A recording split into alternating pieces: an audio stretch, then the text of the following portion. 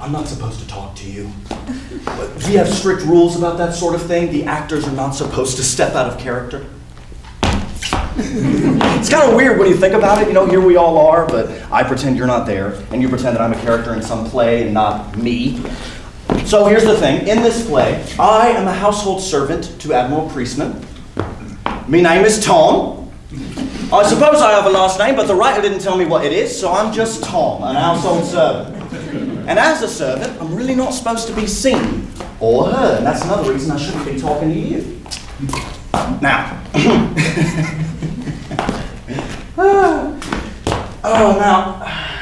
there's all that rot on Downton Abbey about lords and ladies running downstairs to apologise to some servant that they've offended. I don't think that ever happened. It certainly wouldn't happen with Admiral Priestman. He's a good enough sort, but he believes that everyone has their proper station in life.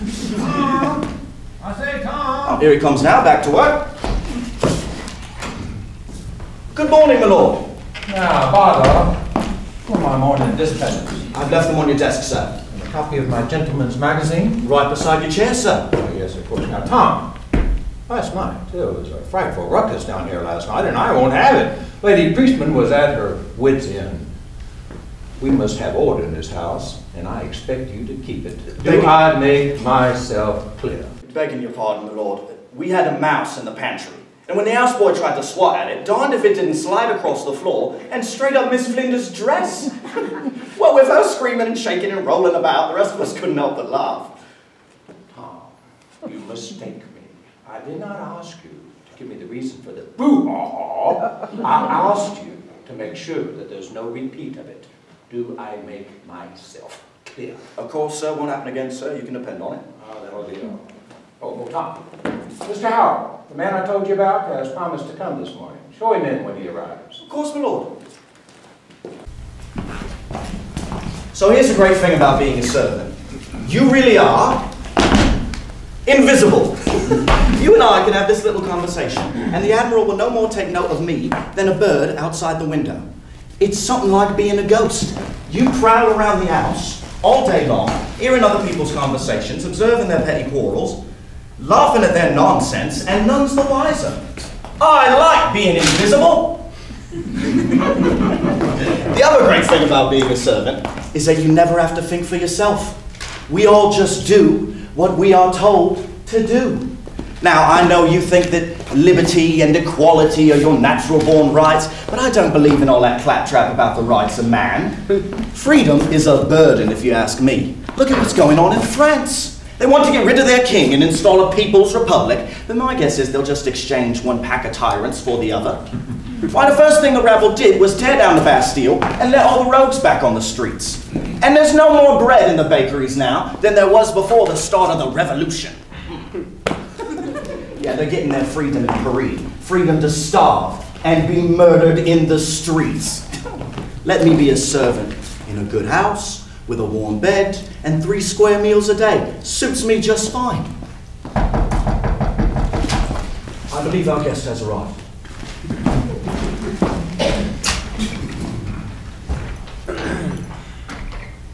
Let me take your hat and coat, sir. Right this way. The Admiral is expecting you. Mr. John Howard, sir. Come in, Mr. Howard, and warm yourself by the fire. Why any good Englishman would leave the comforts of home to come to Russia at this time of the year is more than I can fathom. And yet here you are, Admiral, a fellow Englishman in this frozen land. Well, right you are, but a soldier goes where he is called. The Russians have asked me to end this perpetual war against the Turk. And your advice seems to have been well heeded. From what I hear, the Turk is on the run on both land and sea. I want to thank you for your kind invitation to your home.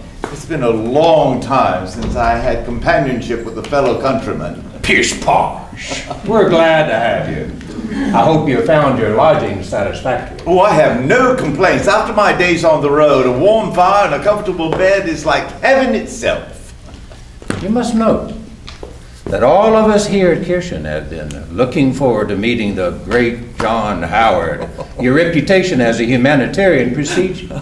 Oh, the great John Howard. You know, Admiral, that I spent my youth carting vegetables through Smithfield Market. I had no idea. Yes, I don't think anyone thought that I was on the path to greatness then, least of all myself. My father had made his fortune in trade, but he wanted his son educated as a gentleman. But I proved to be such a sorry student that he soon apprenticed me out to a greengrocer.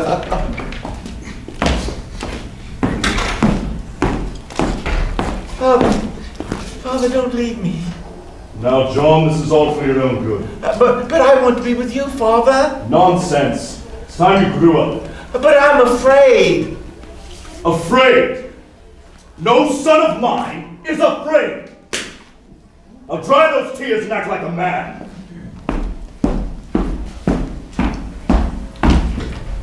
Seems like your father was a hard man, Howard. He did not spare the rod, I can assure you of that. But my father was right. It was time I grew up. But I was such a restless boy. I'd rather be rolling my little cart through the market than sitting in the classroom anyway. But my apprenticeship did not last long. My father died soon thereafter, and his fortune was settled on my sister and myself. I used my inheritance to buy out the rest of my apprenticeship and set myself up as a gentleman. Well, you beat the old man in the end. Oh, no, in the end, he had his way. How do you mean? Well, I tried to live a life of leisure. Bought myself some fine clothes. Made the grand tour of the continent. Saw everything from Paris down to Rome. But I don't write, and I don't paint anything either, so in the end it was all a bit of a disappointment. No, I'm afraid my father's plan for me worked only too well. To this day, I'd rather be talking with the gardener than the lord of the manor. Well, I hope you don't mind having a conversation with me. So, you'd rather be visiting prisons than palaces? Well, I never thought of it that way, but yes, I do feel more useful inspecting the conditions of our prisons than gazing at plaster angels. Well, if it's misery you're looking for, you've come to the right place. We dish it out in spades here. So I've seen. I spent the last several weeks inspecting the Russian hospitals from St. Petersburg to Moscow to Kremenchuk. The condition of the men is among the worst I have ever seen, and I am no stranger to human suffering. The men are all laid out in the wards that there's hardly any medicine for them or nurses to tend their wounds. The wards are filthy, crowded, and filled with the stench of rotting flesh. Surely you've seen it, Admiral, and how can you tolerate it? Yes, it's a filthy mess. But that's war, isn't it? But surely you would agree, Admiral, that we need to provide decent medical care for our wounded, if for no other reason than to fill our ranks for the next battle. Well, of course I want our men to receive proper care. But I leave the running of the hospitals to the surgeons. I know quarterdecks and cannons, not festering wounds and bed sores. I understand, Admiral, but I'm not asking you to tend their wounds. I just think a word from you might help to get the attention of the Russians. I'm sorry to be so direct, but I simply cannot stand silent when there is so much suffering. Well, you've certainly caught the attention of the Empress. She has ordered Potemkin to follow all your instructions with regard to the hospitals here at Kirchen. The Empress does seem to be very interested in my work. I believe that she wants to lead Russia toward a more enlightened view of things. Oh, God, Howard. No one enlightens Russia. The Russian foot soldier is just one step removed from the beast of the field, and the officers are not much better. But they are still all God's creatures, Admiral. I believe that the Empress truly wants to improve the lives of the Russian peasants. She once told me that Russia could never truly be great unless all our people were free from misery and hunger. Stuff and nonsense, Howard. It's all very well to talk about the rights of man when you're sitting down for a meal in that fine palace. But it's ordinary men that build the walls of those palaces. And it's ordinary men that serve those fancy meals in that palace.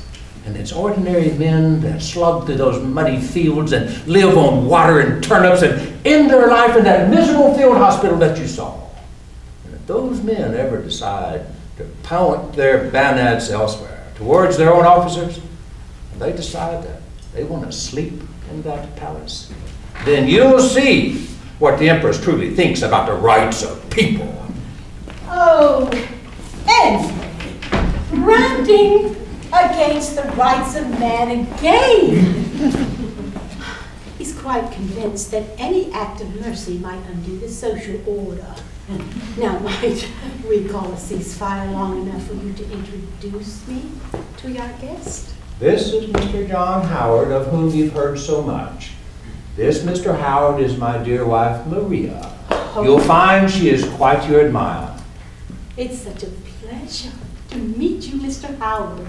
My husband is quite right in that I have the profoundest admiration for all your humanitarian labors. Please, sit. Tom, the tea. I intend to interrogate Mr. Howard thoroughly. The least we can do is fortify him for the experience. I've heard of this Mr. Howard. The prisoner's friend, some call him. Me father spent a bit of time in jail, could have used such a friend, no doubt. He went to debtor's prison for £2, 3 and 6. I've seen my lord spend as much in an evening on brandy and cigars, but £2, 3 and 6 is not easy to come by in a working man's house. A brewer's dray ran over me father's foot, put him out of work. He was off the docks for 6 months. It took me mum a year to pay that £2, 3 and 6. What with washing the neighbours' clothes, little odd jobs we lads could pick up. I went into service at 8 years old myself, and I was glad to get it. Without this job, I might have wound up in the King's Army, and like as not been rotting away in one of those field hospitals. Now, you must tell me all about your work. What made you take such an interest in prisons? Well, I was telling your husband earlier that my father left me with a comfortable fortune, but I wanted a vocation. Oh, I'm afraid my first attempt at humanitarian efforts ended somewhat disastrously. You've heard of the great earthquake of Lisbon. Oh, well, indeed I have. The descriptions in the press were horrifying. Well, I was young and unencumbered and thought I might do something to help relieve the suffering of the survivors of the earthquake. So I gathered together some supplies and some medicines and booked passage for Lisbon. Ah, and were you able to be of assistance to the survivors? Not in the least, I'm afraid. Our ship was seized by a French privateer and we were all crammed into this disgusting dungeon in Brest. 80 of us in a space that was originally designed for no more than 4 and 20, and we nearly died for want of food and water. But the French commander, seeing from my clothes that I was a man of some means, thought he smelled profit in me. Who would have thought that a well-tailored coat could be the salvation of us all? But he told me that he would release me on my promise as a gentleman that I would send him my ransom when I reached England. And so I did, but I could not rest until I had secured the release of all the crew and the passengers. So, although I may have been of no help to the Portuguese, at least I might have provided some small service to my fellow countrymen who otherwise might have died in a French dungeon. Well, I never knew you had been a prisoner yourself. Well, So it was your sympathy for the prisoners that was stirred by your time as prisoner of war? Well, no, at least not immediately. After that ordeal, I wanted nothing more than to return to the simple life of country living. Our estate is in Covington, near Bedford. I took an interest in the management of our estate, and then I took a wife. Henrietta Leeds. She was the cousin of my good friend, Samuel Whitbread of the Whitbread Breweries. Oh, Henrietta was the sweetest creature. But our time together was all too short. I think about her every day. It's no good, is it, John? A man without a wife is like a stove without a fire. I don't know where I'd be without my dear Maria. It was a very hard time for me. But I just felt that God must have some purpose in all of this. I just kept doing things. I looked after our estate and our fields, and then I made some improvements in our tenants' cottages. I could always hear Henrietta's voice. It's no use our praying for people in faraway countries when we can't even take care of our own neighbors. But I just felt that there was something more that I should be doing. Oh, I should have liked to have met your Henrietta, Mr. Howard. I'm sure she would have been very proud for all that you have done. You have no children? Oh, yes, one, a boy. Oh. Henrietta died shortly after he was born. And the boy? Jack. So Jack stayed with you? Yes, until it was time for him to go off to school.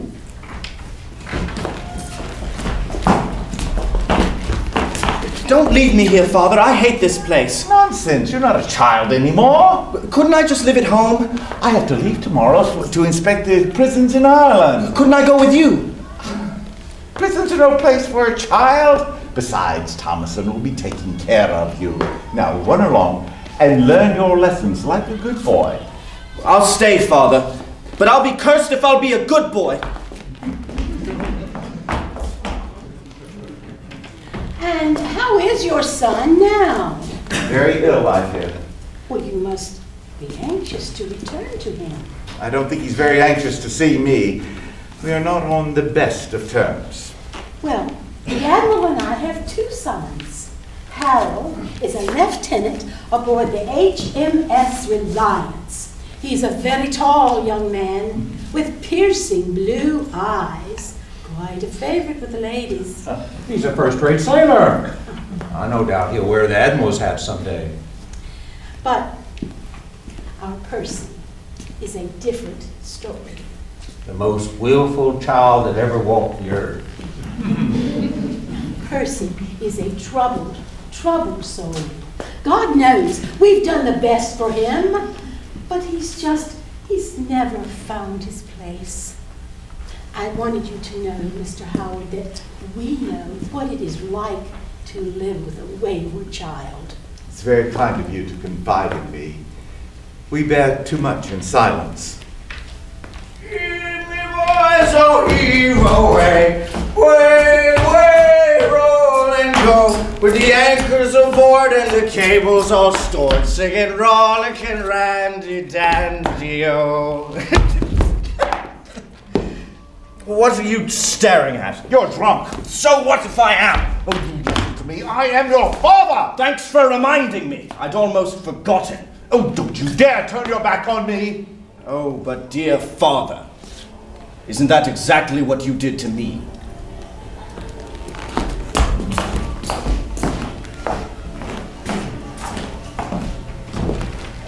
And where is your Percy now, Lady Priestman? I honestly don't know. We haven't seen him in over a year. He is not welcome in this house, I can tell you that, Howard. The things that he said the last time he was here, they were intolerable! I won't have him here until he mends his ways. He's better off dead as far as I'm concerned. Oh, you don't mean it, my dear. But I do. I wanted to cut the tongue out of his mouth for the things he said to you last time we saw him. No more of it. Ah! The tea has arrived. Milk and sugar, Mr. Howard. Neither for me, thank you. Well, the Admiral will have your share and his as well. Indeed I will. They are on short supply at sea, and I'll take a double portion on that.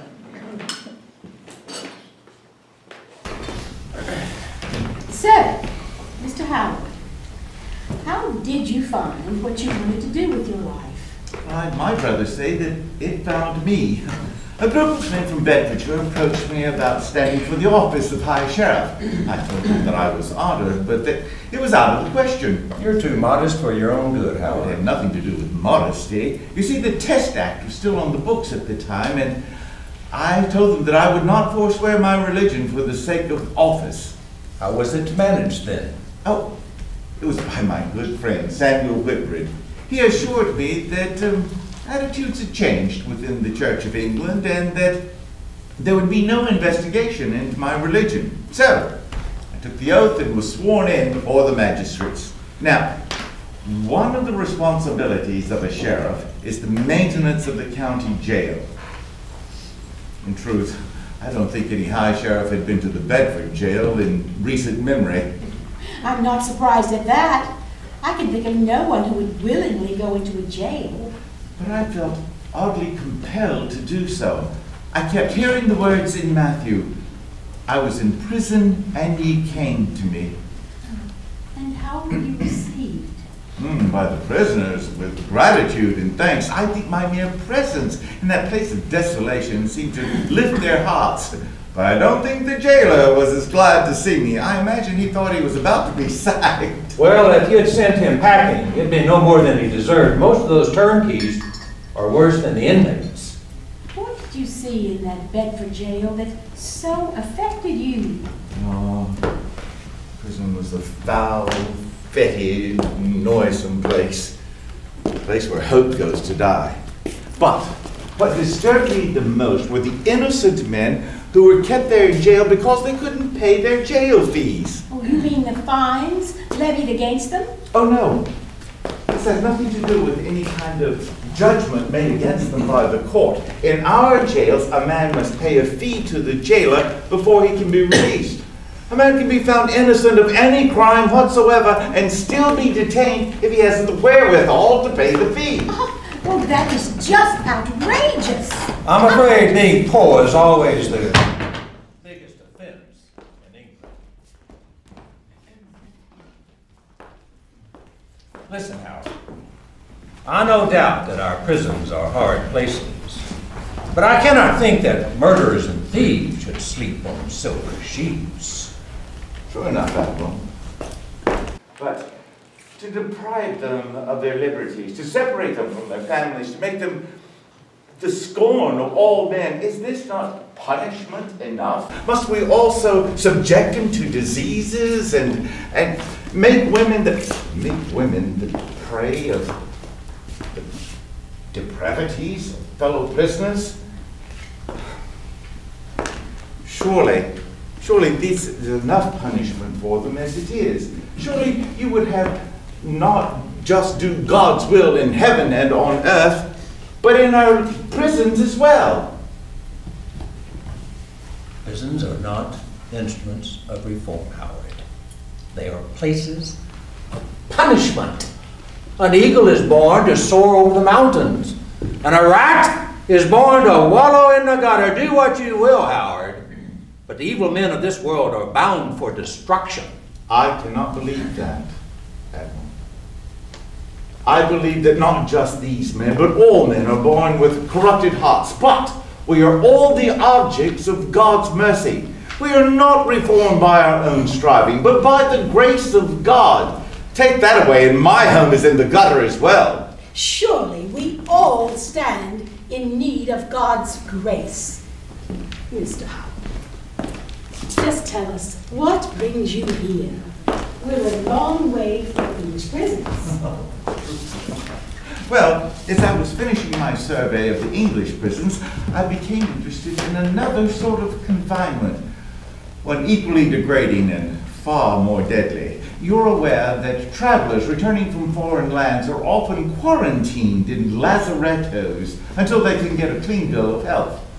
Plague houses. I know them well. A man may be healthy when he arrives at one, but dead within a fortnight. I once had myself confined in a lazaretto in Venice for 6 weeks. What were you hoping to accomplish? Well, I was hoping that I could find a better way to stop the spread of the plague. You intentionally had yourself confined to a lazaretto? You're a madman. Oh, for a saint! Oh, I assure you I am neither. I simply But why did you take such a risk then? Well, I simply felt that I could not make adequate recommendations about the improvement of the lazarettos until I had actually experienced a stay in one. I did fall ill there and thought that I would almost die, but God's hand of protection was upon me. Well, you seem to put God's grace quite to the test, Howard. That may be true. But in any case, having taken an interest in one form of hospital, it was only natural that I take an interest in the military hospitals. Oh, they are the sources of so much human suffering. Do you realize that in Russia alone, 70,000 men died in military hospitals last year? Many of them dying of the pestilence before they ever even took the field. Oh, surely men who serve their country with valor deserve better than that.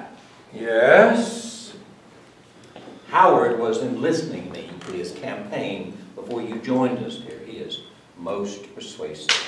I'm sure we will do all within our power to assist you in your work here, Mr. Howard. Well, two of you aligned against me, I have no hope of escape. Now, let's say, however much we may differ on the fate of the common prisoner, I will see to it that our soldiers get better care. Tom, you may clear now.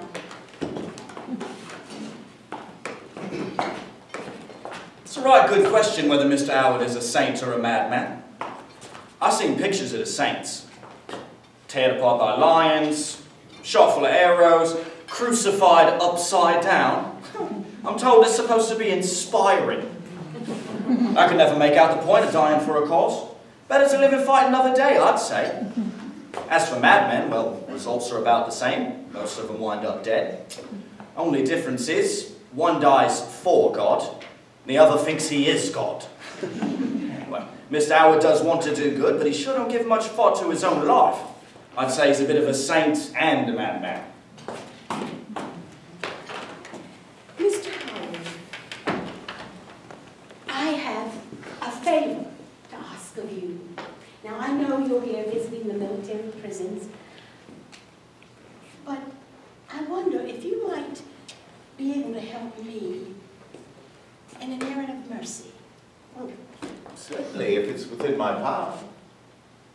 Count Comastadius is a neighbor of ours and one who has befriended us. There is a young lady who is a guest in his home. She has taken ill with a wretched fever. The Count, having heard of your knowledge of various maladies, has asked if you might look in on the young lady and just offer your advice. Well, I am no physician, madam. Surely there are others who could do the job much better than I. I understand your reluctance, Mr. Howard, but the physicians attending her, I just give her little help of recovery. Anything you might do for her, just your presence there would be a great comfort to our friends. Well, I can hardly refuse someone who's shown me so much kindness. Howard, the Comastadius' house is a long journey from here. No telling what the weather will be like tomorrow. Admiral, I expect that the weather tomorrow will be very much like the weather the day after tomorrow and the day after that. If I wait for good weather in the middle of a Russian winter, I shall never see the young lady. Oh, I'm sure they will be forever grateful for your kindness to them. What is the young lady's name? Katerina. She is a house guest with the Comastadius family. Her parents had to leave the country on business before their daughter took ill. I can't imagine what would be more important than their own daughter. Well, I'm sure that whatever called them away was of a very serious nature. And one cannot always help one's own children. In my own experience, parents are often those who can least help their own children because their feelings are impediments to proper action. Duty must make most men seem unnatural, Howard. Maria gave birth to our 3 children while I was at sea. You may have done me as good a service by being away from home as pacing up and down the hall. Oh. Say nothing about the fine art of pacing. I consider it one of my greatest virtues. Oh, now I really must be going. Oh, must you go so soon, Mr. Howard? Oh, I'm afraid I must.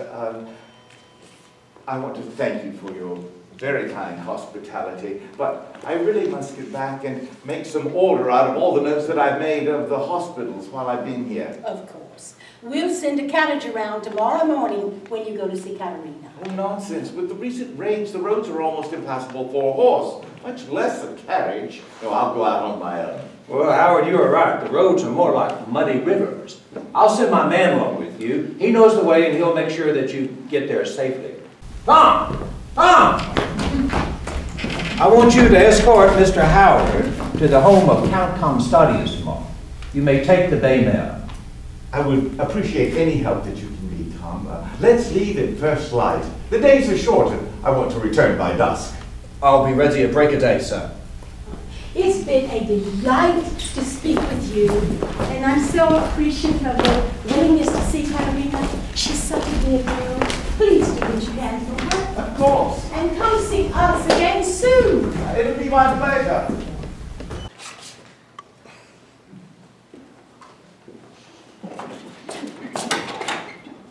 Well, ain't I the lucky one? A ride in the freezing rain with Mr. Howard to start me day. At least I'm young. I wonder if the old man's up to it. He's at least 70 if he's a day. Lord, spare me the company of saints. Them that adores 'em most likely never seen one for real. It don't take tuppence to light a candle for one. But you must rise early and face a bit of wind to ride at one side.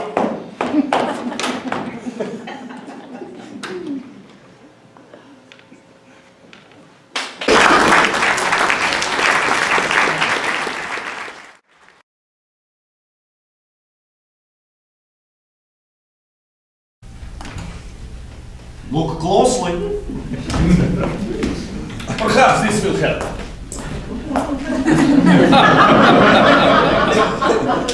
Was Tom before, Yuri now. But they're not all servants the same. How many times you go to a restaurant, you realize you don't know which waiter is serving you. It is no different in Russia. We are like part of a machine. We can be replaced at any time. And yet it's said we cannot be trusted. I can be dismissed for any reason, or no reason, but my master expects me to be loyal at all costs.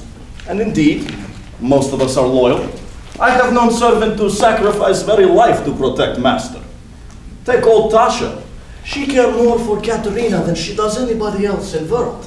If she could take away little girl fever at cost of own life, I have no doubt she'd do it.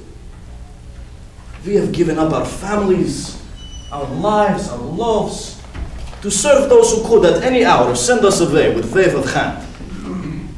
But we trust in their affections. We have sacrificed so much and served so long. We make masters in our minds that are worthy of our love.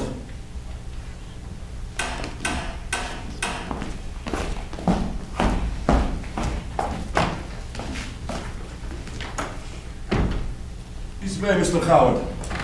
The Count and Countess wish they might receive you, but Count was called away on business and Countess is herself ill. I've sent Tom down to the stables to look after the horses. Will you see that he gets something to eat? Of course, Mr. Howard. And what will you have? Oh, nothing for me, thank you. I had some gruel this morning before I left. Is this the patient? Da. Her parents away from home, we are beside self with worry. I don't think her nurse Tasha has slept since she became ill last Tuesday. It seems every day she grows worse. Someone tell us you help many people in prison visit. We cannot thank you enough for coming. I must tell you, I am not a doctor. I'll do what I can for her, but she is really in God's hands. In God's hands she is. It's just that we have done all that we can do. You are last hope.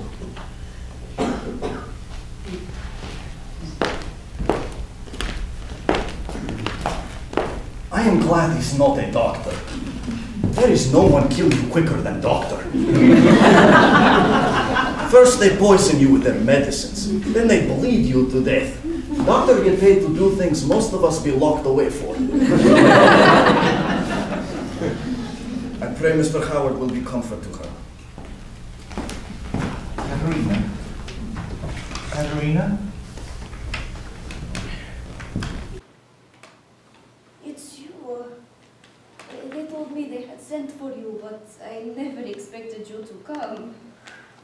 Everyone says you are a great, great man. Oh, no more of that.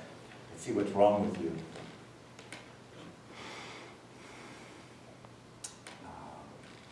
Roll on to your side for me, please.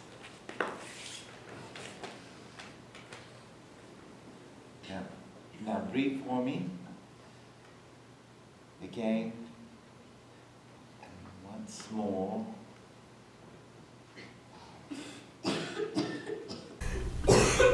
You can rest now.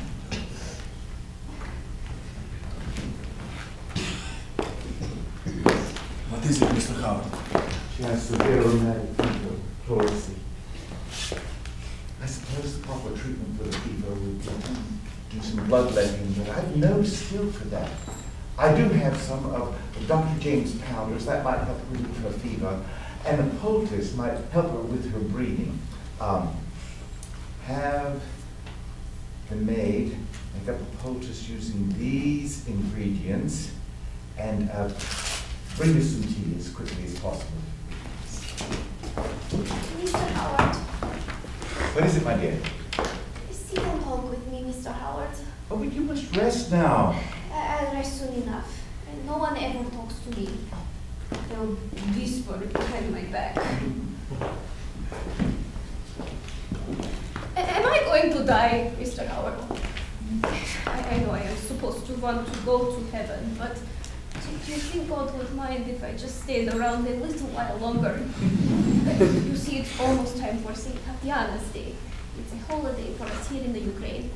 We have feasts and dancing. I have a new dress. It has long white sleeves and a bright blue gown. It is the most beautiful thing I've ever seen in my life. Do you think I will ever get to wear it? I suppose it is wrong to think so much about a new dress on a saint's day, but Saint Tatiana died because she would not worship the idol of the emperor. She must have been very brave. I am not so brave. I don't want to die. What is this rubbish about you dying? What has he said to you? I hardly said anything at all. That's the problem with you English. You don't say nothing. A doctor should tell a patient she is going to get better. Anybody cannot say anything. I am sure you have a Katerina have very good days. Why don't you say something? Might we have that tea now? Of course. English and your blessed tea. Any tea doesn't solve everything, you know. It might help with the administration of these powders. I brought your favorite cup, Katerina, the one with the little oars. And pay no attention to the Englishman when he doesn't say anything. Not saying anything doesn't mean what you think it does. Tomorrow you will be quite well. Tomorrow you will be running around these halls and all of this will seem like a bad dream. And when you are better, it won't be because of anything he has done.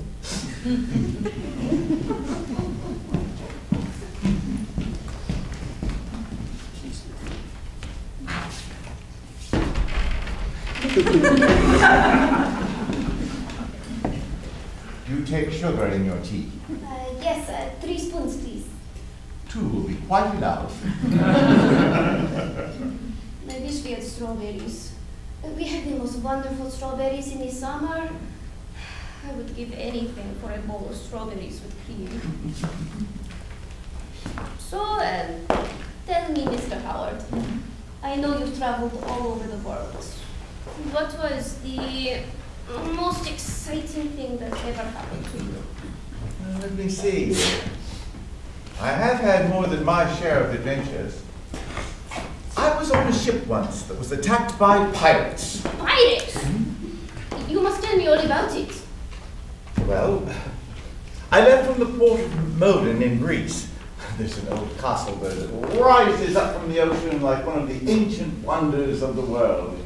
I used to walk along the castle wall late at night and listen to the surf breaking against the rocks down below and smell the sea and, oh, the spices from the market and the orange blossoms on the trees.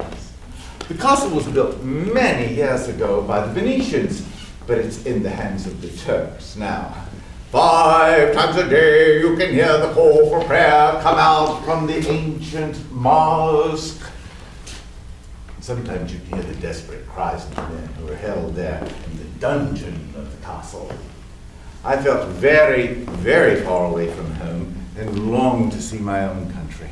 So, it was with joy in my heart that I stepped aboard a ship the next day that would bring me closer to home. It sounds very lonely. Does no one ever go on these journeys with you? I prefer to go by myself. I don't mind putting my own life at risk for these errands of mercy, but why should I risk someone else's? I shouldn't like to be alone in a faraway country. Well, I'm not all alone. I think that God is with me. For he hath said, he will never leave thee nor forsake thee. I really do feel that God is by my side. Like when you know that someone is walking behind you, even though you can't quite hear them or see them. Yes.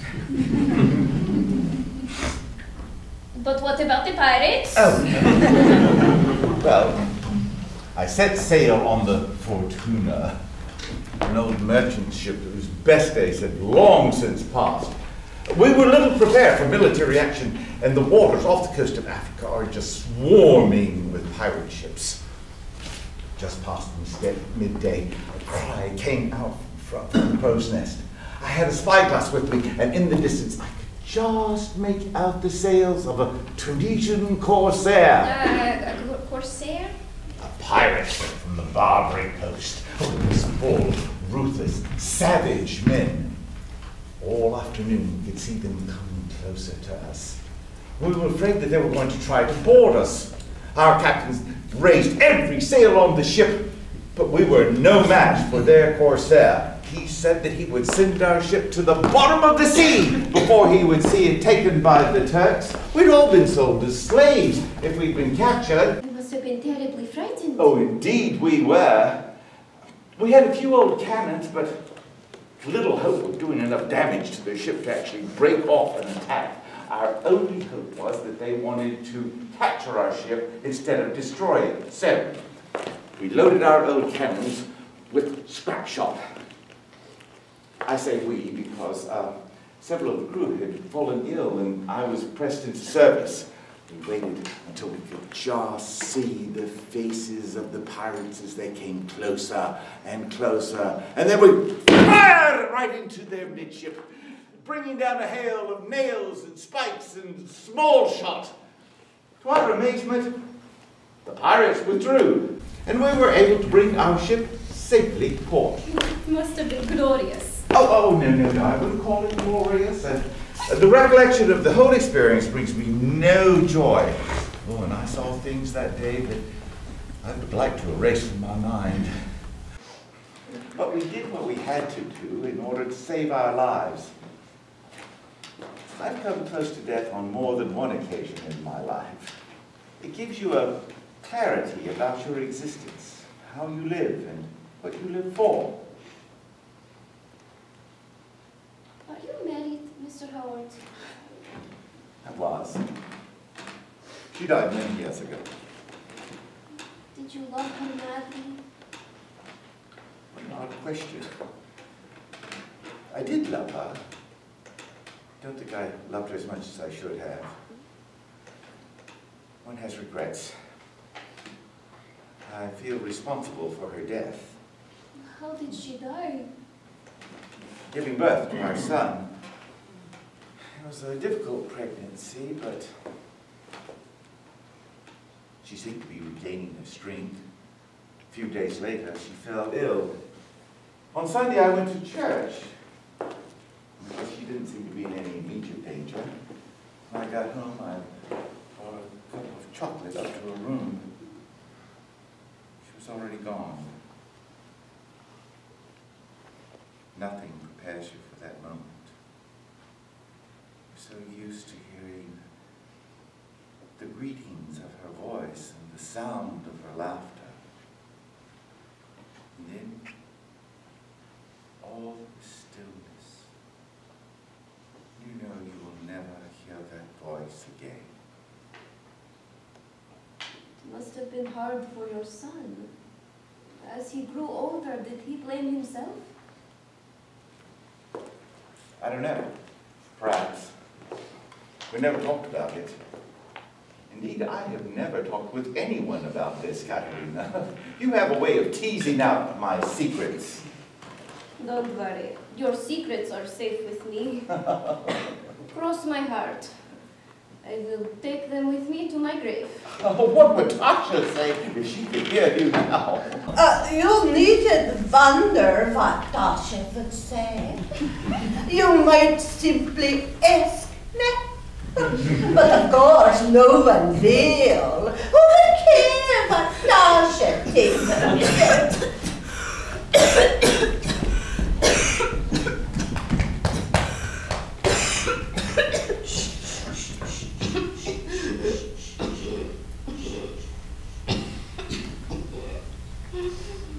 It was I who nursed her as baby in my arms. I was the one who picked her up and she scraped her knees and dried the tears. I sang to her the long, lonely nights when you could hear the wind howling to the trees and rapping the shutters on the windows. No one has the right to take her away from me, Mr. Howard. Really, Tasha? Don't be cross with Mr. Howard. Oh. See how much better I am since he arrived? Oh, da. You must go away now. Oh. I am learning all of Mr. Howard's secrets. Has the poultice been prepared? Da. It's almost ready. Roll it up in a cloth like a sausage and tie the ends tightly. Tea and sausages. God save us from the English physician.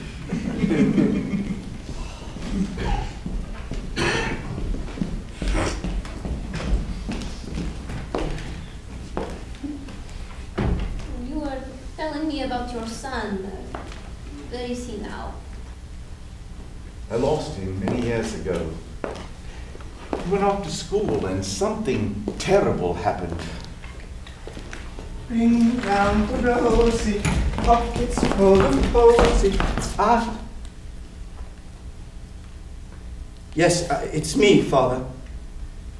Do you recognize me? We all fall down. I was in Edinburgh, you know. I was a good boy. But I was sent down. Malay and Mente. I try to think now, but the thoughts just slip away. I hardly know who I am. Thomason left me, you know.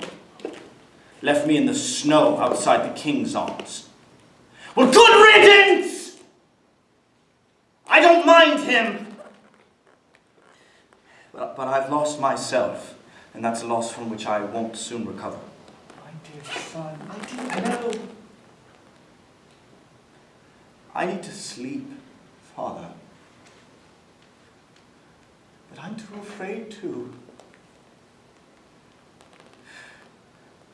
The spiders, they come down one by one, and soon it's all spiders. I look down, but I can't see myself for all the spiders. My skin crawls with them.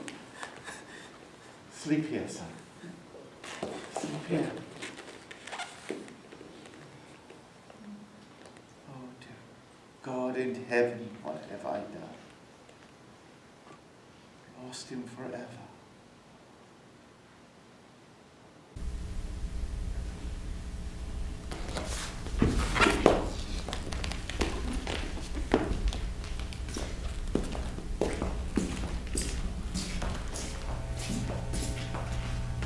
Did your son die, Mr. Howard? Yes, Catherine. My son no longer lives. I'm sorry, I can't talk about it. I know you must miss him. Do you believe in angels, Mr. Howard? I do. Do angels have wings? I suppose so. Why do you ask? There is a painting in our church. All of the angels around God in heaven. They all look very happy. Well, not exactly happy. They look as though they could never be unhappy. They look sublime. I love that painting. Sometimes when I feel very bad, I try to picture it in my mind. Try to see myself as that angel. You already are. And when I was very little, I used to dream I had a horse with wings. We would fly through the clouds together. I didn't need a bridle or stirrups. I just held on to its mane, and I never had to kick it, for it knew where I wanted to go before I did. You have a remarkable imagination. I think it's a gift from God. He tells us that we must come to him as children. I think as we grow older, we lose our sense of wonder, and heaven becomes a faraway, dimly remembered land for us. But for the young, it's so much clearer. I have brought your poultice. Although I can't imagine what good it will do, it is that most evil-smelling thing. Put a pillow behind her head. Katerina, you must sit quite still and allow the poultice to do its work.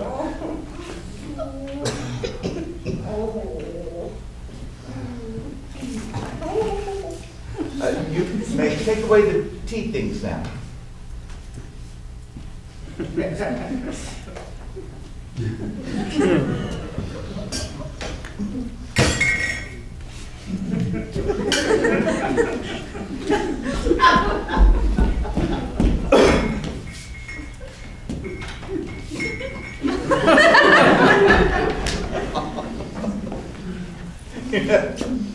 Tasha loves you very much. I know. It's no small thing to have someone who loves you that much. I visited men in prison who said that they never had anyone come visit them while they were there. The Count told me you had visited prisons all over the world. Why would you do such a thing? Well, at first, it was because I wanted to change the laws that kept innocent men in prison. And then I wanted to improve the conditions for those who had to live there. But most of all, I just want those in prison to know that God has not forgotten them. What is it like in prison? Is it desperately sad? No prison is a happy place, Katerina. Prisons remind us of the sickness of the human soul, like a canker sore on the skin. And because we don't want to be reminded of that condition, we do everything we can to hide our prisoners from sight. Many of our prisons are underground, where the prisoners can be neither seen nor heard. What horrid places. Yes, indeed, Katerina. Dark, horrible places. I feel like I'm in prison in this bed. Well, even in prison we can learn something. I have been studying how I may compare this prison where I live unto the world. What's that? It's a line from Shakespeare's King Richard II. He was being held in the dungeon before his execution. Richard, was he the one they called the lion-hearted? No, I think it was more the mouse-hearted.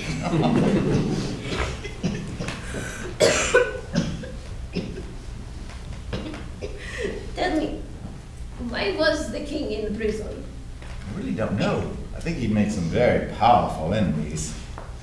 And what did he learn in prison? To make the most of time. I have wasted time, and now doth time waste me. I think he had a lot of regrets. And what do you regret, Mr. Howard? I regret not having a daughter like you. I regret not spending more time with my friends. I've never felt as though I really fit in with other people. I regret not meeting you sooner. Well, then we must make the most of our time together. And I must learn more of your secrets. Tell me, what is your favorite place on earth? I think it's a little hillside outside my home in Cardington. What's your favorite place? There's a park near the little village of Dauphiné. I can't imagine you have trouble fitting in with other people, Mr. Howard. I feel perfectly comfortable with you. Tell me another story. Oh, I'm afraid that most of my stories come from prisons. And the lives of prisoners do not make good bedtime stories. Are there children in prisons? Yes, I'm sad to say. Many. The children of debtors. There once was a little girl named Penelope. She was 6 or 7 years old. She and all her family, who once been very rich, I think, were all crammed into a space no larger than a horse stall. There she was on that damp, dirty floor, playing with bits of straw and twigs and rags, making them into Kensington Palace. When she saw me standing over her, she said, "Who stands in the presence of the Queen?" I hope you bowed to her. Oh, indeed I did. I never wanted to disappoint the Queen, you know. Our little Penelope and I played together for the better part of an hour.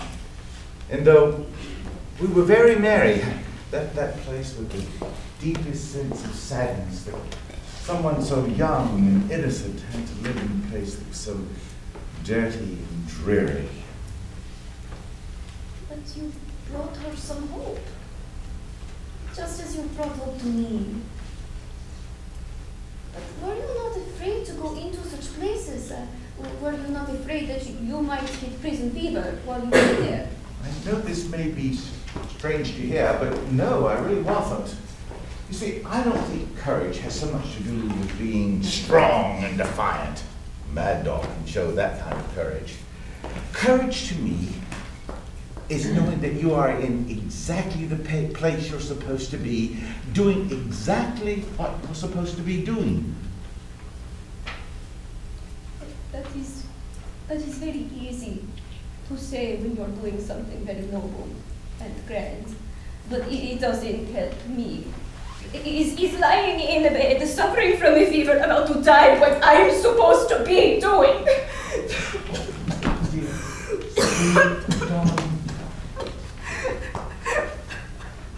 You are doing something. This is your battlefield. As sure as any other battlefield that was ever fought on by ancient kings, and what you are fighting for is far more important than what most men fight for. We begin by believing that this world is just a shadow and that God has something infinitely better for us beyond all of this. One of the happiest moments I've ever seen was when a prisoner who'd been in a dark and lonely cell for many years was finally released out into the world. Prison doors swung open. He stepped out into the dazzling sun. The expression on his face cannot be described. His wife and his children ran to his side. He took a deep breath of the air of liberty, and he knew that he was finally free at last. A Christian believes that death is like walking out of prison. It's not the end, but the beginning. When my time comes, I hope someone will be there to go with me.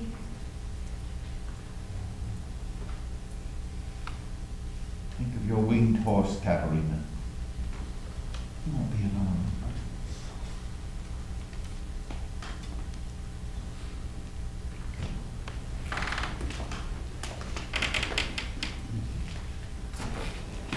Will you stay the night, Mr. Howard?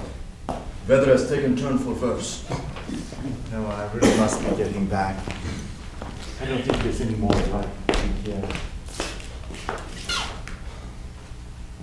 I really do wish that there was something that I could do for her. She really is a remarkable young lady. There's such a sweetness about her spirit. But she has a way of stealing your heart. You sure you won't stay? It will be dark before you get back. Dark indeed, but no worse than I've seen many times before.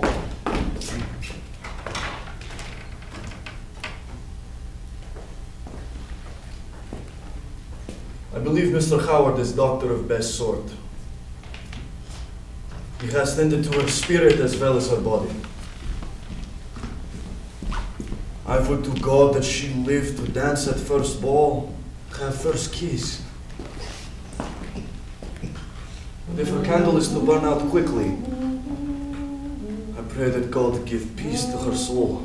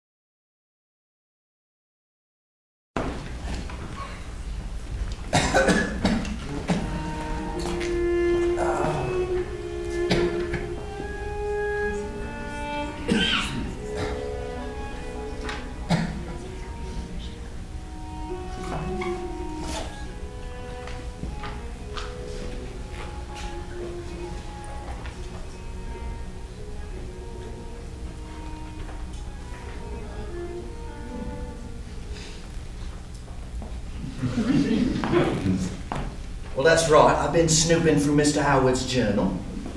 Don't act like you ain't never done it. There's something we can't resist about reading another fella's private thoughts.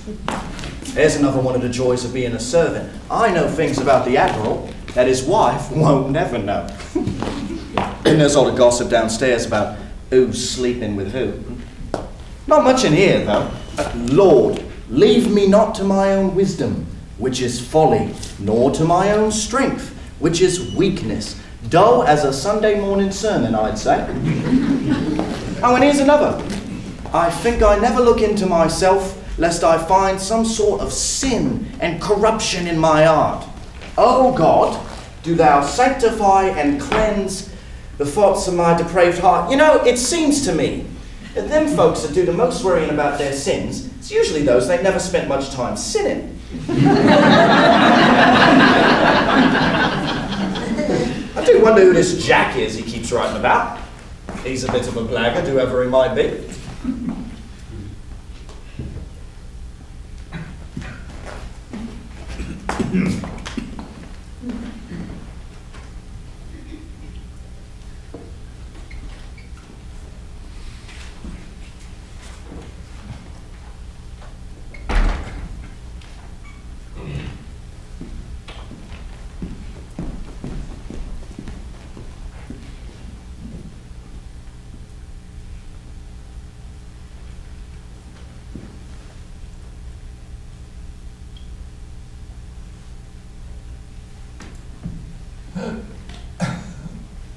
sorry to disturb you, dear, but he seems worse today.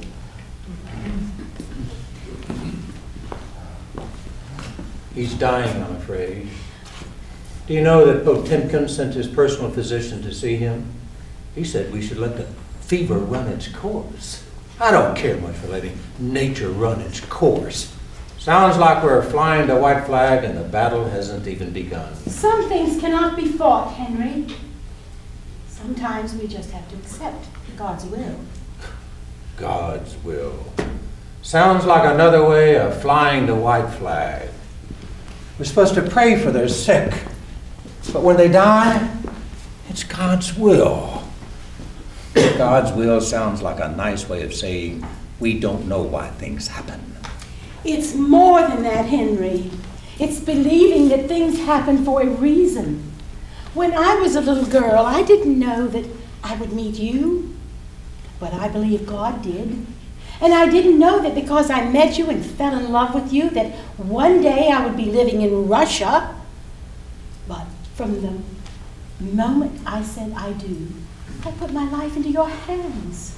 I trusted you enough to follow you here to this place, far away from my home. And in the very same way, I trust God enough to follow him and to believe he wants what's best for me.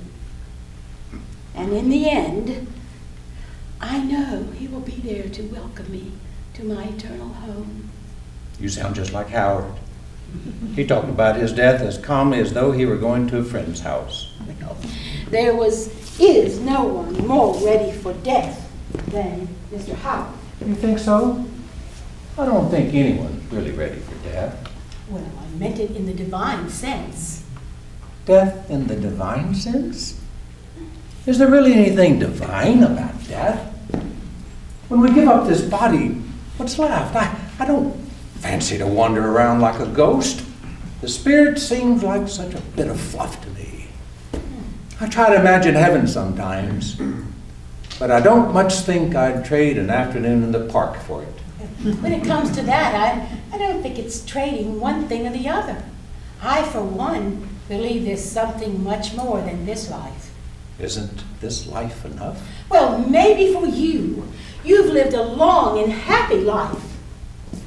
Think about Katerina. Her time was over, really, before she had begun to live. Well, you've got me there. Nothing sadder than the funeral of a child. And her mother and father were not even there to be with her. Poor Katerina. She never even got to wear her special dress for St. Tatiana's Day. Katerina. Katerina, is that you? Yes, it was a fool's errand to send him to see her. I told him not to leave that morning, but he insisted on going.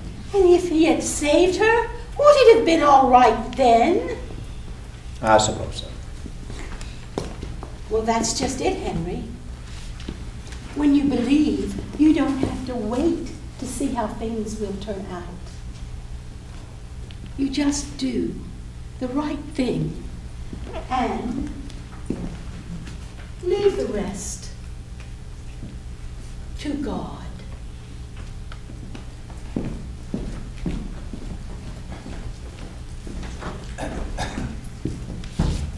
Admiral, have you written to Whitford? Yes, just as you instructed. And I'm to be buried here. We needn't think about that quite yet. No, I've seen the face of death often enough to know when my time has come. Would you like for me to send for a priest? Thanks, but in my religion, I don't need someone to pray for me. My soul is already in the hands of God. As you wish, John. I want no pomp and circumstance at my funeral. I've lived simply all my life, and I choose to die that way as well. And there's to be no talk about markers or monuments. They tried that when I was alive, and I told them I had none of it. I have the statues in London, images of thieves and rogues. All the more to remember our good men. I don't believe there are any good men, just sinner saved by grace. You know, John, I begin to think you don't want to be remembered. You'd be right, Captain. I never met anyone so determined to be forgotten. It's not false humility on my part. There's much about my life I'd rather have forgotten. That must be true for us all. But who would be buried in an unmarked grave? If there must be a mark on a sundial. Tempest fugitive, eh? Precisely. Let a man measure his days that he may get the heart of wisdom. I mean it, Admiral. I want no fuss made at my funeral. Well, I'll convey your wishes. But once we're gone, we don't have much control over these things, and people will have their heroes. Why don't you go lie down then, Roth? There's nothing more that you can do for me, and I'll rest easier knowing that you're not at hazard of my infection. You insist. Maria from time to time will check in on you. I cannot tell you how distraught she is since you became ill. She is kindness itself. She feels personally responsible for your condition. It was she who urged you to go see the little girl. I never thought you must convince her otherwise. These things are really in God's hands. So she says, again and again. I only hope she believes it.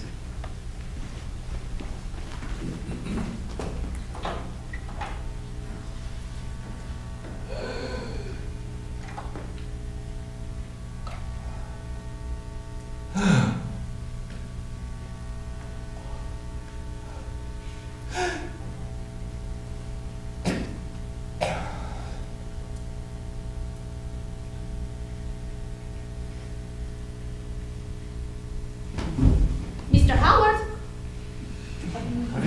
Mr. Howard? Look at me! Is it not the most beautiful thing you've ever seen? I can't believe my eyes. Is that you, Katerina? What? Were you expecting someone else? I really don't know what I was expecting, but...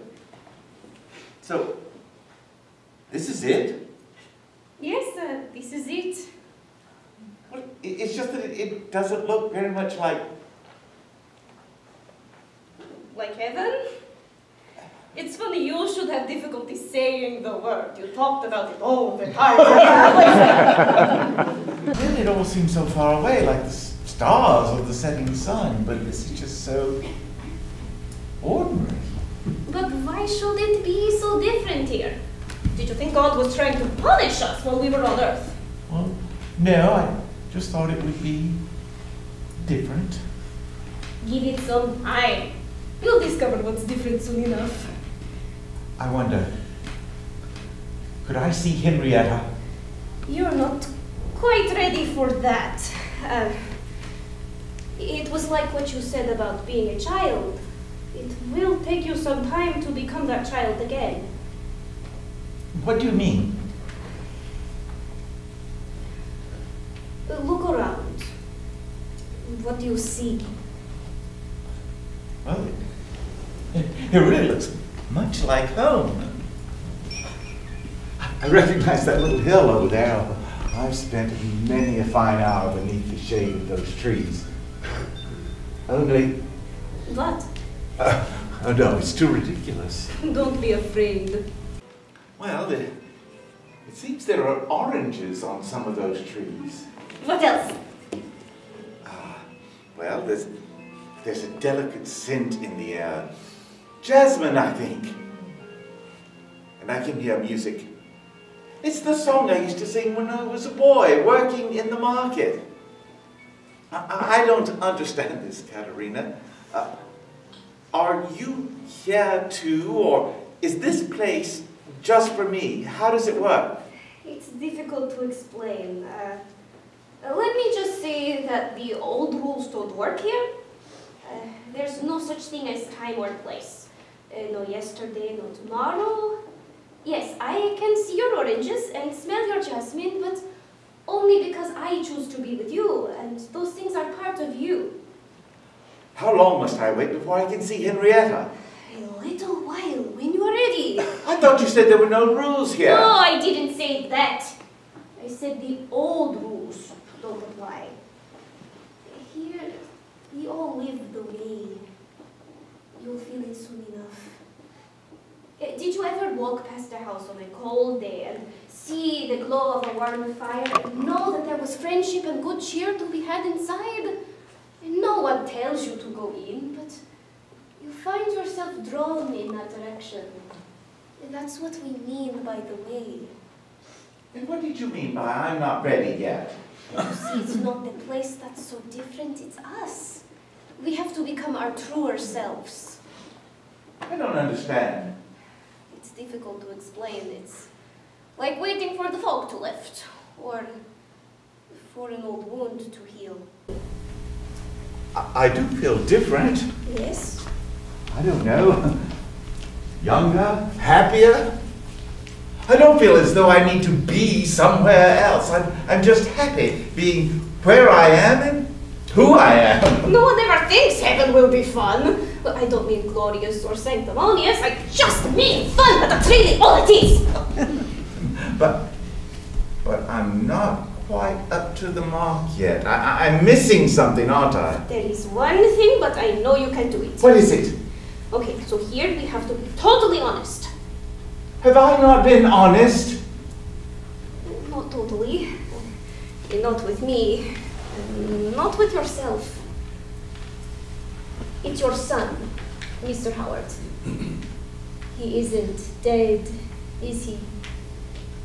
He's been dead to me for many years, but yes, my son still breathes. But why did you lie to me about him? What difference could it have possibly made if you had told me the truth? It was just too painful. But here's the whole truth. My wife, Henrietta, she was so kind and so beautiful. I don't think I ever really felt worthy of her. One time, I offered to take her on a trip in celebration of our anniversary, and she said, "Oh, John, that's so generous of you, so kind, but couldn't we do something for our tenants instead?" So we put the money towards improving the cottages of some of our tenants. It always made her so happy to be doing good for others. You must have loved her very much. More than life itself. Henrietta was always of a fragile nature. When I would be sleeping beside her, I could hear the shortness of her breath.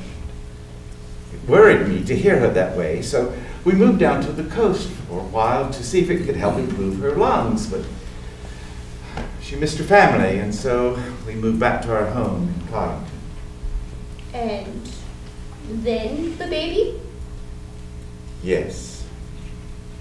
Of course, we were both overjoyed at the thought of having a son, but secretly, I was worried. Then Jack came into the world, and Henrietta seemed to have survived her ordeal, and I felt as though happiness was just within our grasp. And then, before I really understood how ill she was gone. I can't tell you how that crushed me inside. If there had been someone to talk to, someone who I could have told how I was feeling, but there was no one. And then there was the question of what to do with Jack. Yes. What to do with Jack? I tried to love him, really I did. The nanny would bring him down to me in the morning, and all I could see were her eyes and the curl of her lip. It was just too much for me. I distanced myself from him. I did everything that I ought to for him. I provided for all his needs, but there was never anything tender about our relationship. I treated him as my ward, not my child. You told a friend once that you expected absolute obedience from your son. That if you expected him to put his hand in a candle flame, you wanted him to do it without hesitation. You may blame me for this. I deserve every reproach. I was cold and unfeeling. I thought if I could just make him obedient to my commands, I could mold him into a man. But now I realize that without affection, tenderness is just a dull, hollow thing. I haven't come to blame you, Mr. Howard. You've punished yourself enough. You're like a man who beats himself with a whip so he does not feel the pain inside. What you need is forgiveness. But from where? Certainly not from Jack. He lies in an asylum, a stranger to his own mind. If I could go to him now, he would no more know me than the King of England. It's you that must forgive. You must forgive yourself. But how? I can't pretend that what I did was right. What's more, I knew that it was wrong and I did nothing to change it. I'm in a prison of my own mind. The door is open, Mr. Howard. But if I don't feel worthy of walking through it, if I cling to my dark and lonely self, then I will sit with you until you are ready to come out into the light.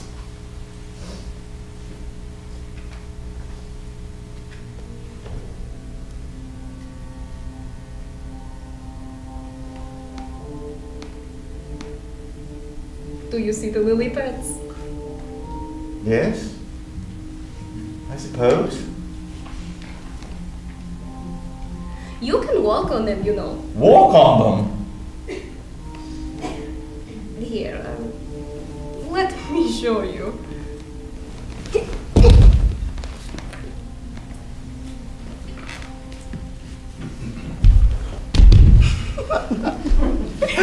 It really is quite preposterous, you know. I think it's marvelously fun. How does it work? You mean the science of it? I think we're much lighter than we used to be. It really doesn't matter if you walk on the pads or the water, does it?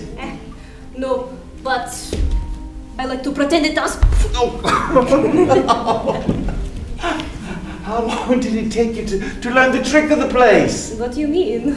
Well, I just remember how sad you were to think that you were going to miss ball downs and dancing and strawberries with cream and carriage rides in the park.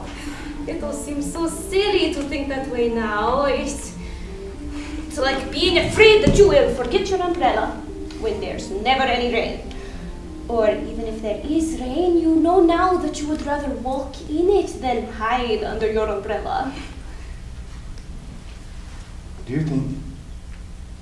You can say it. Do you think that I could learn to love Jack here?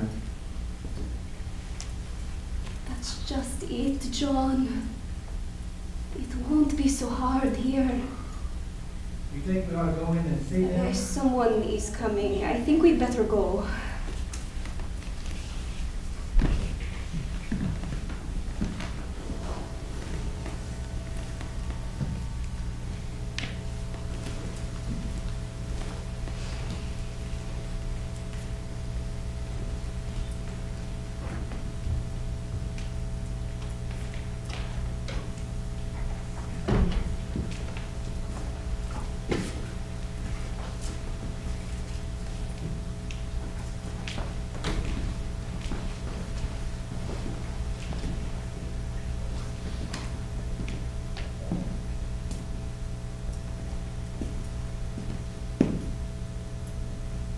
He's gone, isn't he? Oh.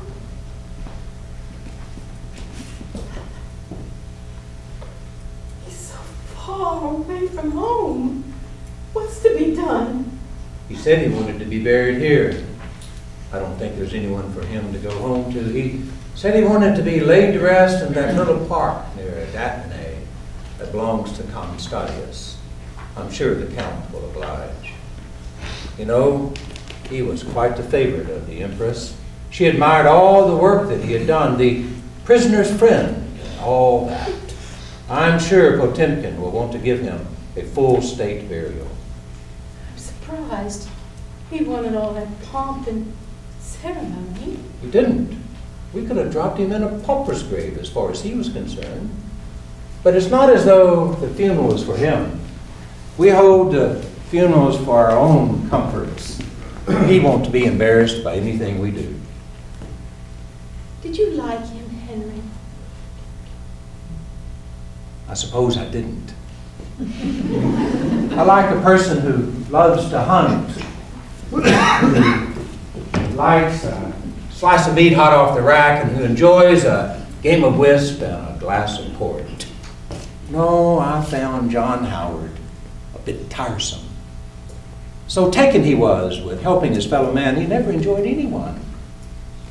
He was admired by everyone, but loved by no one. Well, that's a harsh judgment. Ask me no questions, and I'll tell thee no lies. Oh, I must say, I was one of his admirers. I didn't care much for his piety, but I sure appreciated his sheer doggedness. He once told me that he traveled over 40,000 miles in his life, and most of that on horseback. But the sad thing is, I don't think he changed anything. As far as I can tell, the conditions of the prisons and the hospitals are as bad as they've ever been. Perhaps. But I think he tried to make people feel responsible for that. That a country should be measured not by its great monuments and public works, but by the way it treats the weakest among us. And I like to think we never will know where our influence will end. Perhaps 100 years or 200 years from now, someone will still be trying to make prisons more like what Mr. Howard thought they could be. It's not enough that Parliament is full of reformers. I've got one here in my own home. Perhaps you're right. Maybe he did start something here.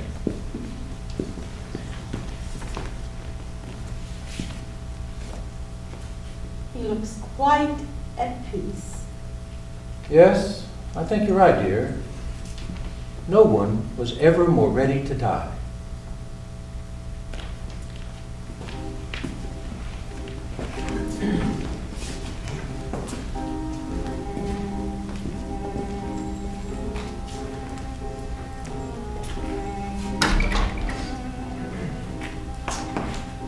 Sort of a play is it that ends with a man dying.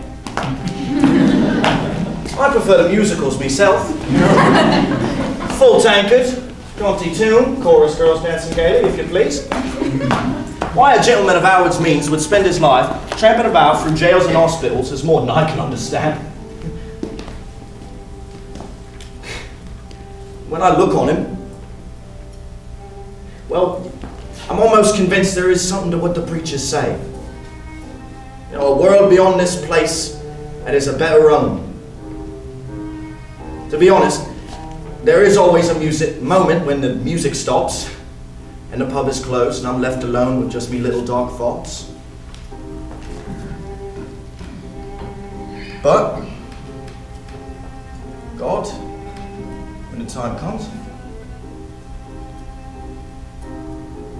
I pray you take this foolish soul of mine. Or why you would want it is more than I can tell.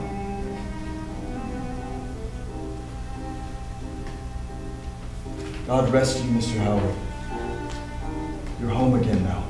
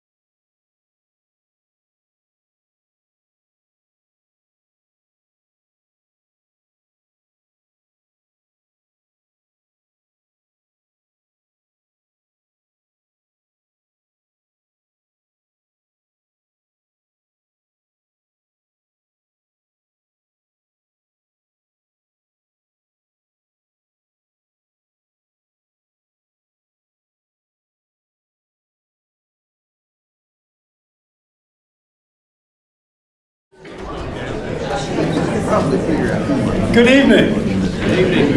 My name is David Chapman. I'm a professor of English here at Samford University, and I'm a former dean of the College of Arts and Sciences here at Samford, and that's the Howard College of Arts and Sciences. I am so glad you're here with us tonight to celebrate the life of the great humanitarian John Howard. I'll let you know that the idea for this was hatched many years ago when I made a trip to Bedfordshire in England. And while I was there, I visited the little village of Cardington where John Howard lived. His home is still there, and that little village has changed very, very little in the last 200 years. And as I drove through that part of the countryside, you can see the green valleys, you can see the sheep on the hills, these beautiful little slopes going down to the great river Ouse. And if you walk just a block down from the house, you go to St. Mary's Church, a little parish church. You go inside, you'll see three really large memorials, one to John Howard, one to his wife, Henrietta, and one to his son, Jack. Henrietta and Jack were interred there at St. Mary's. But the body of John Howard is thousands of miles away on the steppes of Russia. And tonight you're going to learn the story about why that's the case. We do have a little bit of housekeeping to do. If you'll please turn off your cell phones. Nothing ruins the mood of an 18th century play like a digital ringtone.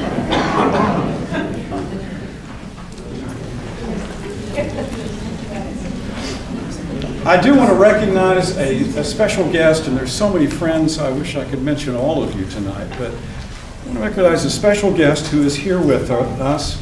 Her name is Dina Dickerson, and she's from a group called the Offenders Alumni Association. Now, Dina, if you'll come up here and join me. So, Dina. Hi, David. Offenders Alumni Association. What does that mean? That means that we are an organization of formerly incarcerated people and their families that meet together on a regular basis to help solve some mutual problems that we have after incarceration. And tell me how you got involved with this work. Well, in 2014, my parole advocate invited me to a luncheon that was hosted by a formerly incarcerated person that had been home 19 or 17 years at that time. And Dr. Dre Neighbors was there, and a couple other persons was there, and they pitched this vision about formerly incarcerated people that were living their lives in a successful manner, and why weren't we reaching back to help others that was coming out to do the same thing. And at that point, I think the birth of the offender, the birth of hope happened in that moment. And 5 years forward, here I am standing here, David. I like that birth of hope. Yes. So tell me, what are some of the things you've accomplished in this organization? How have you helped some people? Well, we've started 3 support groups here in the Birmingham community, and we just recently opened an additional 2 more. We started 2 in Huntsville, Alabama on a weekly basis, and we branched out to another state, actually. We partnered with the U.S. Attorney's Office in Georgia, where they gave us an award for the most innovative reentry program in the state. And President Trump actually gave a shout out by first name, actually, and I'm very upset about that, to our founder and our co-founder, Ms. Daniels, and I was like, well, he actually called her Deborah. I mean, you know, yeah, I don't know who wrote it for him, but I was like, nah, that was good. So, yeah. And this is Deborah Daniels, who got the shout out right over there. Yes. Hey, Deborah. I can call her by her first name, too. So, well, we are excited about the work. We've had students from Samford who've been involved with OAA. I think you have a fundraiser coming up in a couple of weeks? Yes, we do. It's an art expo. We're going to show some art to humanize our experience and who we are. April the 6th, and then we'll have the actual fundraiser is the 13th. That's going to be the pre-show, if you will, to the fundraiser itself. And it's going to be a citizenship test, and I do encourage all of you guys to visit our website, go on Facebook, the Offender Alumni Association or OAA group, and just hit the event button there and sign up with your teams, and let's see how much we know. It's a trivia contest. I know university people ought to love this. Right, idea. right, that's right, that's right. That's right. Well, thank you so much for being with us tonight. Thank you guys.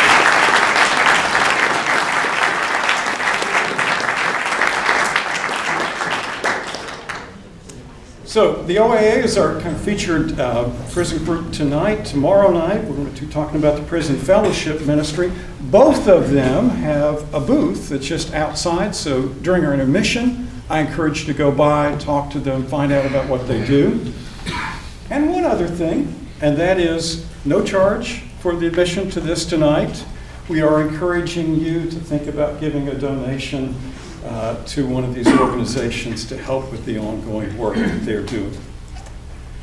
I need to say thanks to the Provost's office, and particularly Tom Woolley and the Hull Fund for Faculty Scholarship that underwrote the cost of this event tonight. I want to recognize the Dean's office, and particularly our John Howard Scholars who helped us with ushering tonight. And then I certainly want to say thank you to Jonathan Fuller and Julie Stewart, who are our directors, and who not only have shepherded this production to where it is tonight, but they have held the hand of a very timid playwright through the whole process.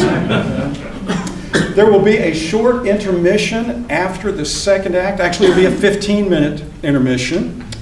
I'm going to encourage you to go down to the second floor for restrooms, because there's not much up here, okay? So head down to the second floor.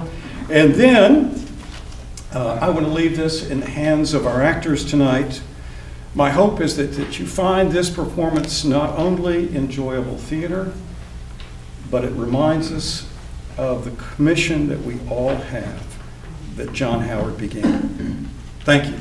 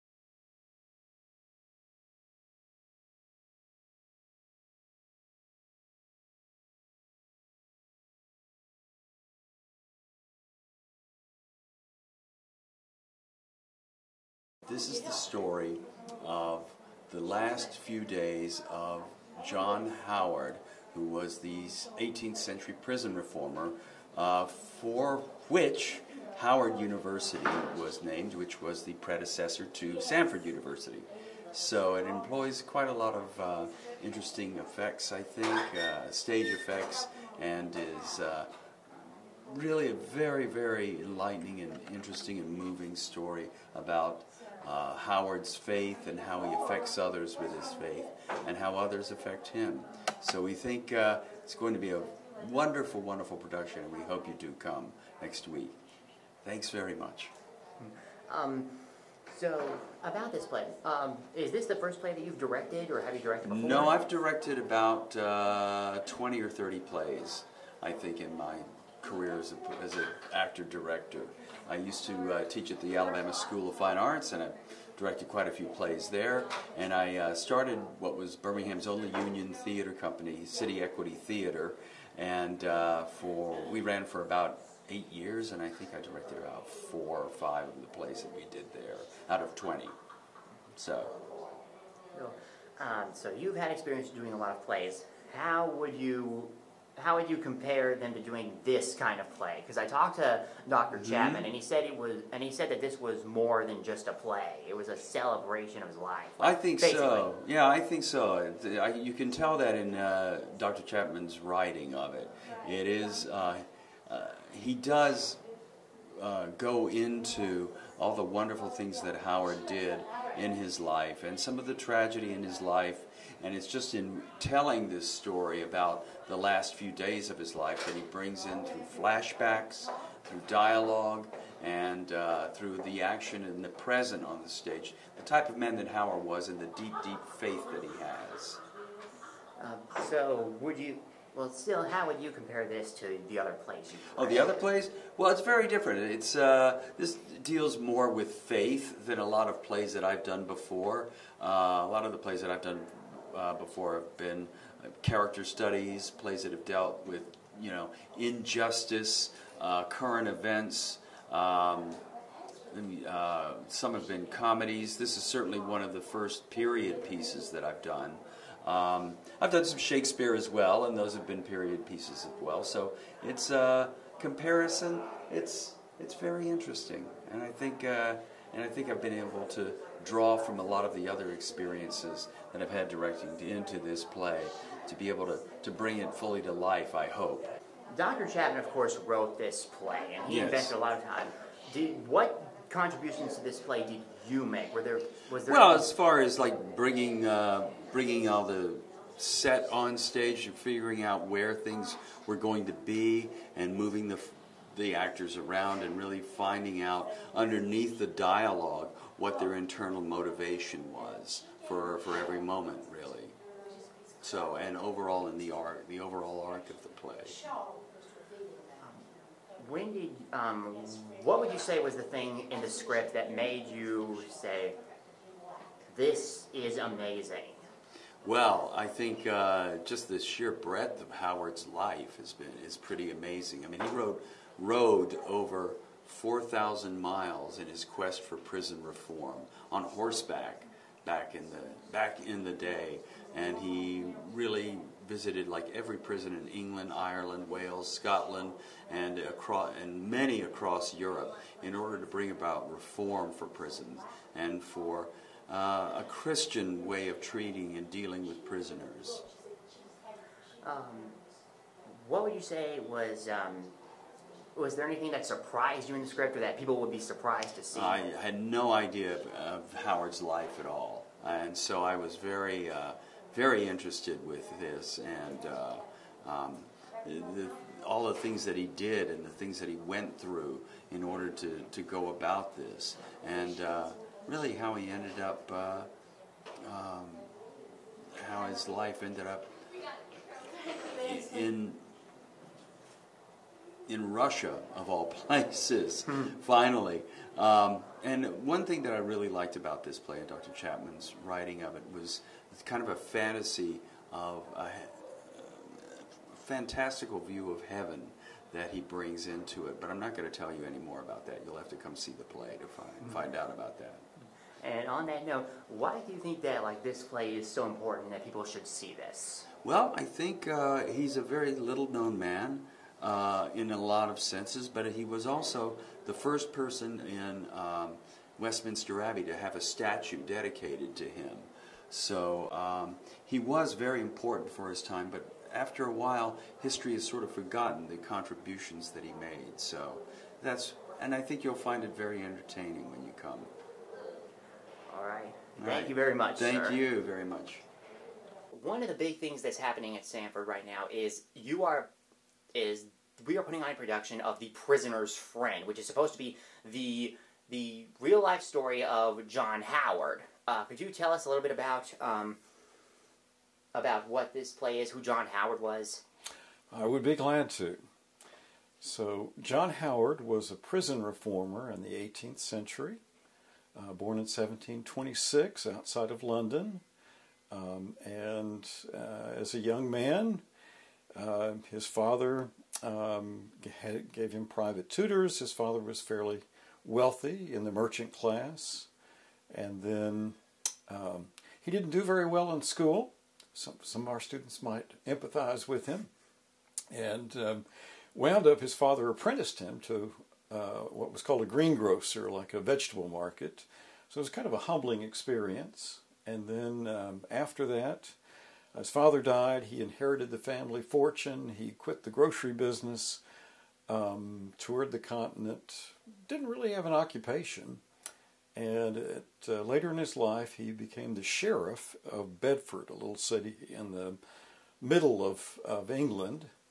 And as sheriff, he was responsible for the jail.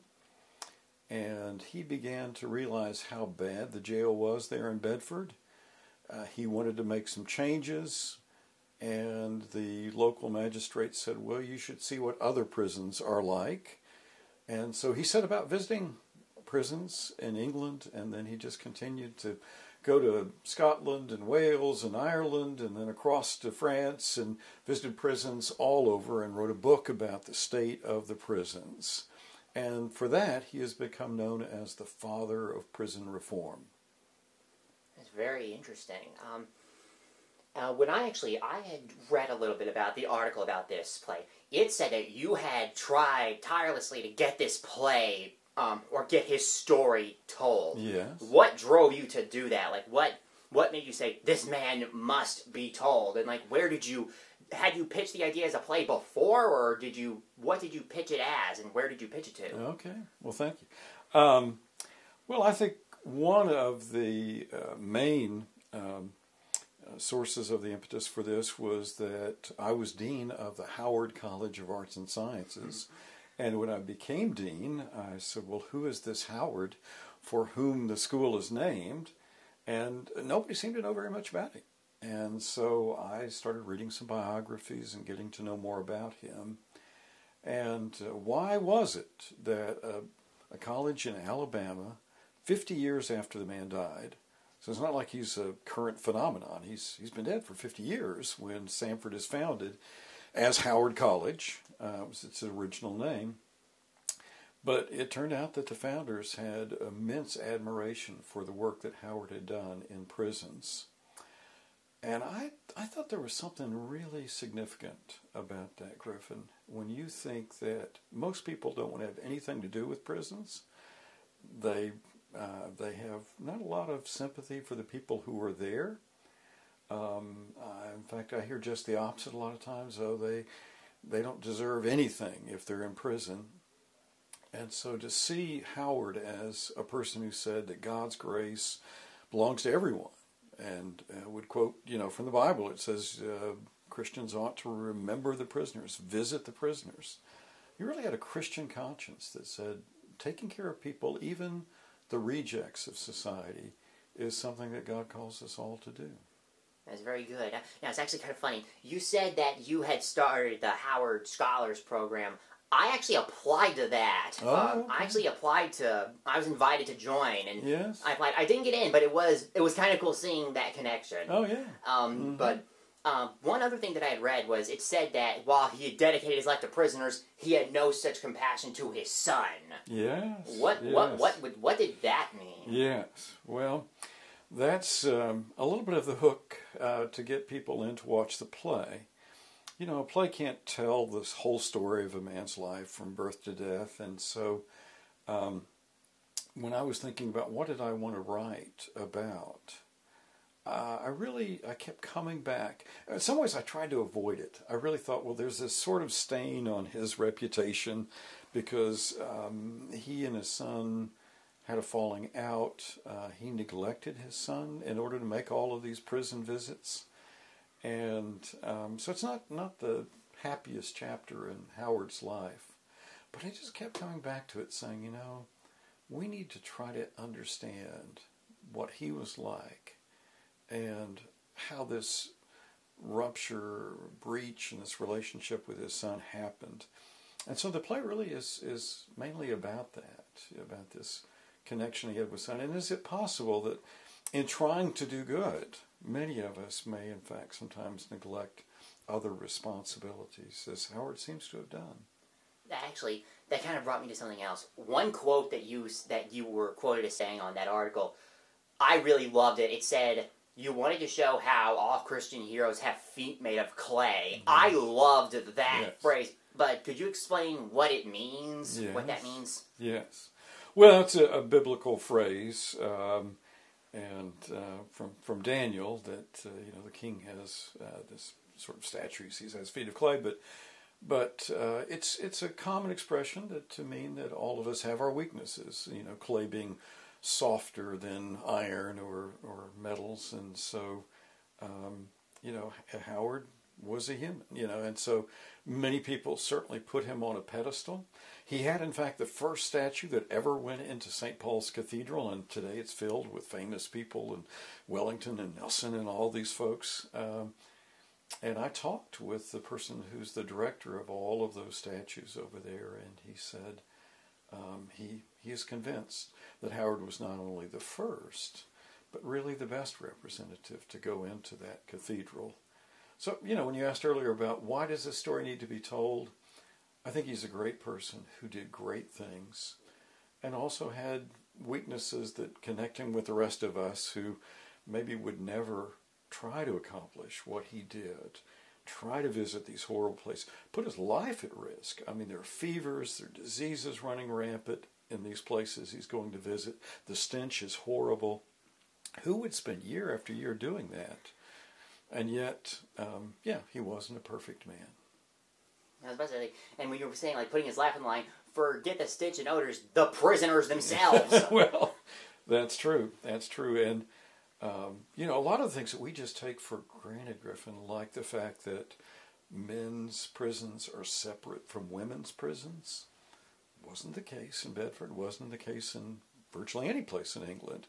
So men and women are going to be thrown into the same jail, and I think you can immediately see what abuses might take place in a situation like that. So there's just lots of things. Food and water, not necessarily supplied. And one of the things that he really, really reacted to is that you could be sent to jail awaiting trial. You've been accused, you've been indicted, but you had not actually been found guilty. So you had to wait till the circuit judge came around, and then when they did, you had a trial. And let's say that you were found not guilty. You'd say, well, now I get to pack up and go home. But in this time, if you couldn't pay a jail fee, you had to stay in jail until you could come up with the money to pay the fee for having stayed in their jail like it was the local Holiday Inn. Oh, dear. And so you had innocent people who were stuck in jail because they couldn't come up with the money. And so Howard said, well, that's just wrong. The county ought to pay for the upkeep of the jails, not the prisoners. And so one of the first reform acts that were passed in Parliament under Howard's influence was the fact that nobody should be kept in jail because they couldn't pay a fee. By the way, in Alabama today, we have people who are in jail because they can't pay certain court fees that have been applied to them. So the problem that Howard faced back in the 18th century hasn't entirely gone away. That was actually kind of what I was going to ask. From what you just said, some of the problems that he are advocating for are still existing. So would you say that he succeeded in his quest, or was it all for nothing? The interesting thing to me is that when he made these discoveries and published the state of the prisons, there was a huge outcry against what was going on in these prisons. And he got the attention of not only Parliament, but foreign kings and queens. Maria Therese of Austria met with him. Catherine the Great of Russia met with him because they'd heard that he was concerned about these poor people in prison. And so what I think is there was a tender conscience in many people who said, we're better than that. It's not that the prisoners deserve anything. It's that we're better than that. And today, I think people aren't aware of what goes on in prisons. And I think sometimes intentionally, they want to ignore the problems, the overcrowding, the violence, the the wretched conditions. So that's where I see us as different. Not only have we not improved things very much, in some cases, I think people were a little more sympathetic in the 18th century than they are in the 21st. Society has changed, and not entirely for the good. Mm-hmm. But now, one of the things that I actually found that actually kind of hit me a bit was, it said that you completed the script for this play in 2016. I was a freshman in 2016. I just came in. Okay. So I thought that was very kind of profound, because it was sort of like almost like a coming full circle way, even though I'm not a senior yet. Yes, yes. Well, I did want our students to have a real connection to John Howard, the Howard Scholars that you mentioned. I think that's a way of sort of reclaiming that legacy.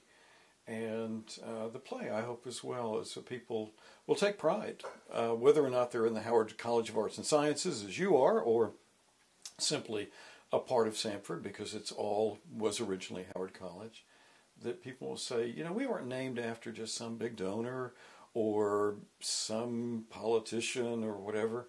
We were named after a Christian humanitarian who went to the very least of society, to the downcast, and said, you know, I want to bring God's light right into the jailhouse. And I hope for all of our students, no matter what career they have, walk of life they're in, that they feel a sense of calling to make the world a better place. That is good. And I guess my kind of final question about, or one of my final questions is, with all that in mind, with all the good that he did, all of his imperfections, considering that this play is supposed to be centered also on his relationship with his son, do you think that this could actually have the risk of people seeing John Howard not as the father of prison reform, but as a bad actual father? Yeah, I think there is a risk, and I have pondered long and hard, you know, whether or not to tell this story. But, you know, I think when people see stick figures, whether it's George Washington or Abraham Lincoln, and we make them into heroes that seemingly never did anything wrong, and their lives were one, you know, success after the other, I think we miss something. You know, we miss the humanity, and we miss thinking, hey, I could do that too. I think, you know, these are people we put on a pedestal, and all of a sudden we don't have to live up to it. And maybe in seeing the fact that, you know, his life wasn't perfect, maybe it'll encourage somebody else to say, yeah, I've made some mistakes, but that doesn't mean that I can't be used for a higher purpose. That is a very daring thing to say, and something that should be said, definitely. So when is this play happening?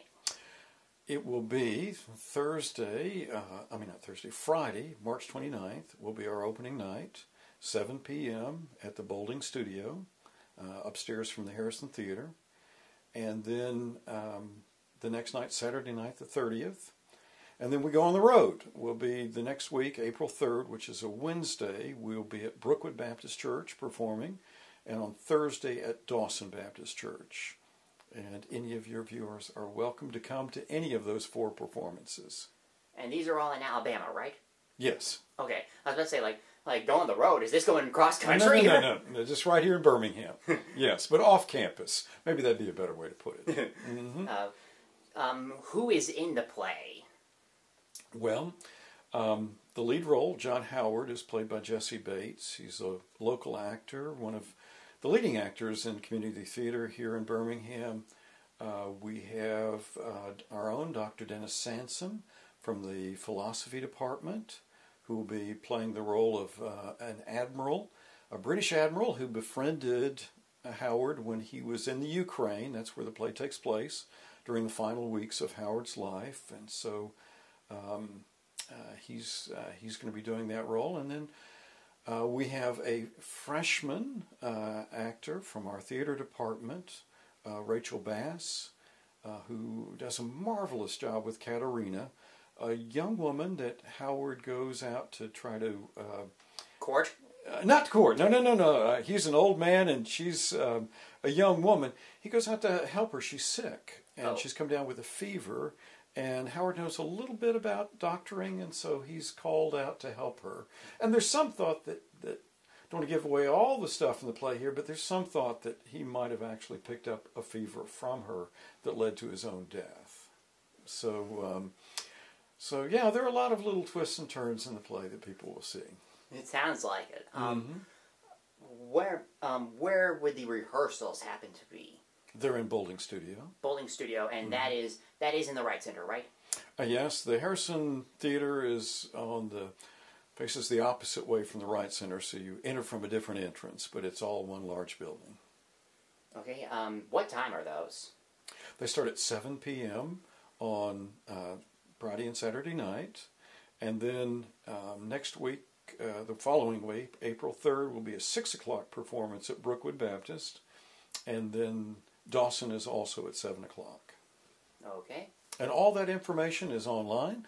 If people will Google The Prisoner's Friend, Samford, they'll find out everything that they want to know about it.